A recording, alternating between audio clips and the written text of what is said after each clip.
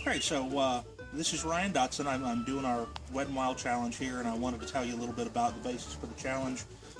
Back in September, I had a challenge where I didn't expect much rain or much weather during the time, and it was supposed to be pretty nice outside, and it rained pretty bad the first night. We had nasty winds, had some hail, and I got pretty wet.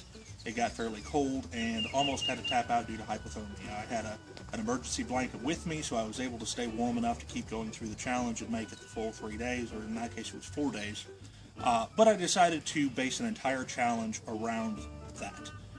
The next 3 days, we've got 80% chance of rain every day, and I should have consistent rain that I'm having to deal with as far as staying dry, as far as trying to build a fire and cook food and purify water. So that's what I'm going to be really focusing on.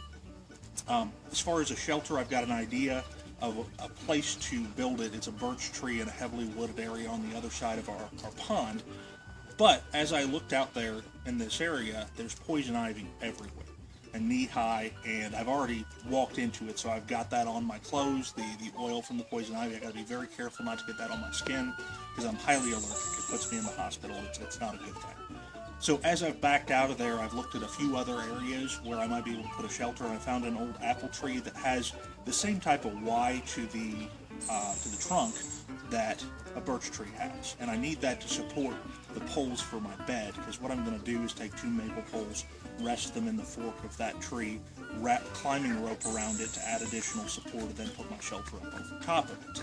So as far as I'm going to align the bed is going to be east-west. The winds from a thunderstorm come in from the south, and so, with 30-mile-an-hour winds and hail, I really need to make sure that I block that as much as possible. I plan on using my emergency blanket to go up and over the bed, and then have kind of a wall down on that south side with a ridge pole to help support any weather that's coming in from there. So, as you'll see me put this up, I'm going to be using some 550 paracord, which is bright orange, so that you can see how I'm assembling this, and you'll get a better idea after I put everything together.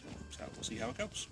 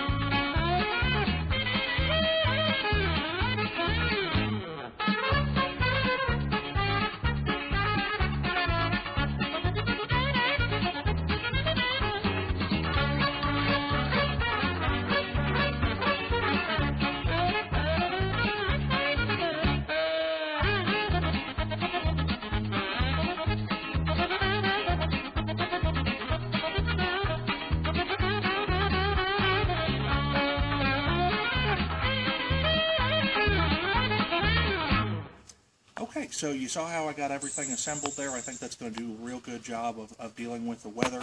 The other things that I'm going to have to focus on are fire's going to be a real big deal. I have a nice area underneath the bed where I can put firewood to try and keep it dry.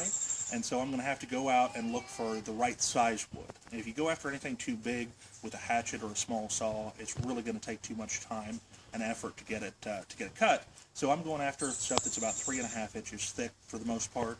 And of course I'm going to have smaller stuff and some really small tinder to get it started. There's some branches up off the ground in these trees that are going to be perfect for that. You never want to get your firewood off the ground if you can avoid it, because that sucks up all the moisture into it. So I'll be putting that underneath the bed to keep it dry. As far as actually getting the fire going, I do have some cheapo fire starting products, so the kind of stuff you can get from Walmart for a couple of bucks, that I'm going to be trying out to see how that stuff works. I've never tried it before. Water, I have a bottle with a filter built into the lid, so that's going to help me purify water as I get it out of the pond, and of course I'm going to be boiling water as well. For food, I'll be going after wild edibles, and also we'll be doing some fishing, so we'll see how that goes. And once I develop a routine and figure out how to do all of these things, I've got my shelter, water, fire, and food. Then from there, the next 3 days is just about repetition and about dealing with the weather from these storms. So we don't know how bad they're going to be, and we'll see how that goes. Okay, I'm out here near a big maple tree and wanted to show you some of the wild edibles that are available in this area. You know, I plan on doing some fishing later, but I don't know if that's going to turn into anything, and I don't know if the weather's going to allow me to build a fire. So If not, I've got some other options out here to get calories, and I'm going to walk you through just a few of them that you probably have in nearby you.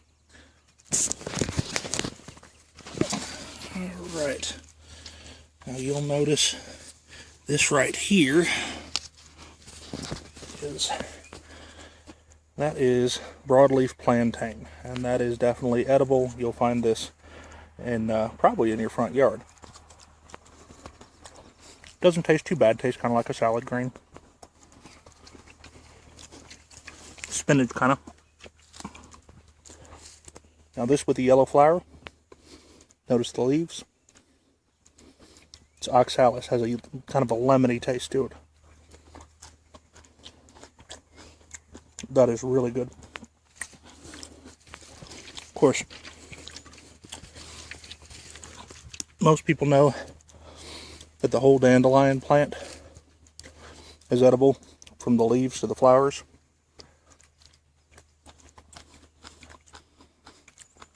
Has kind of a peppery flavor to it. And then one other thing to point out is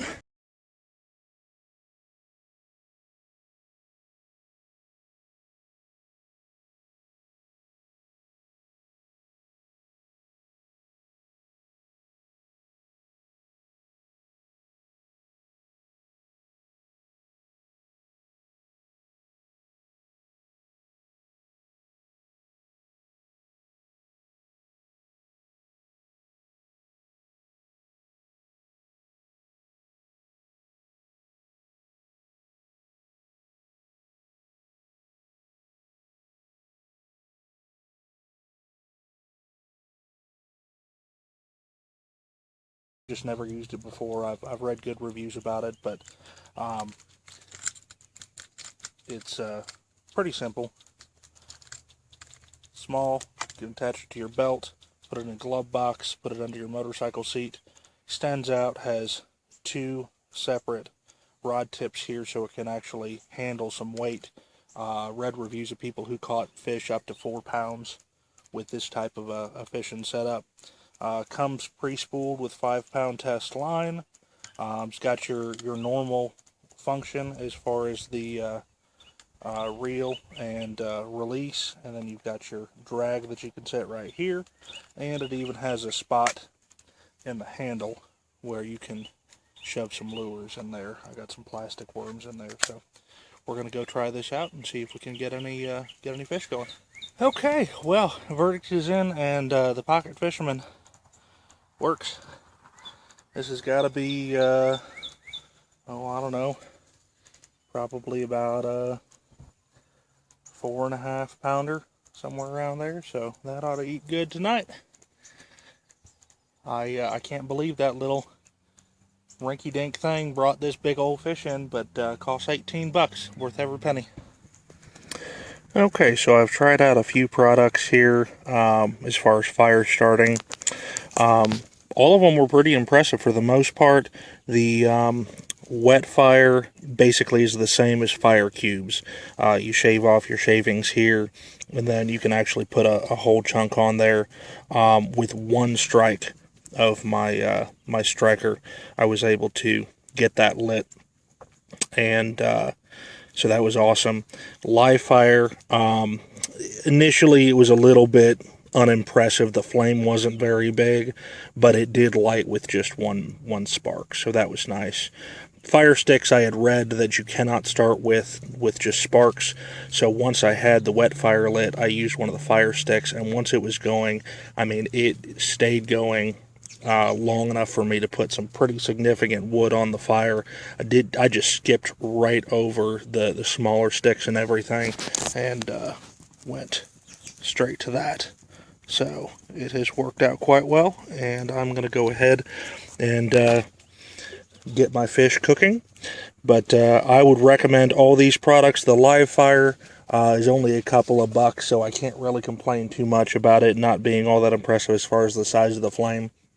All these are relatively inexpensive. I think everything cost me less than 10 bucks a piece, and definitely worth the money. So it's dinner time.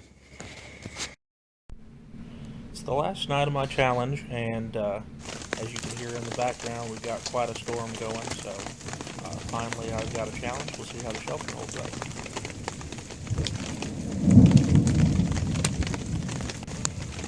Okay, so that was a heck of a storm, but we made it through okay. The shelter held up fine despite the rain and wind and lightning and thunder. So everything has worked out pretty well.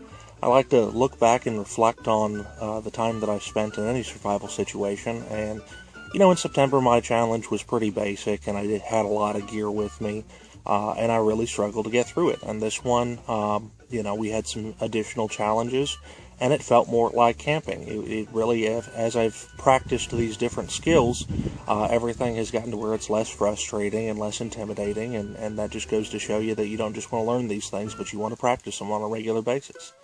I got food, I got rest, I got hydration.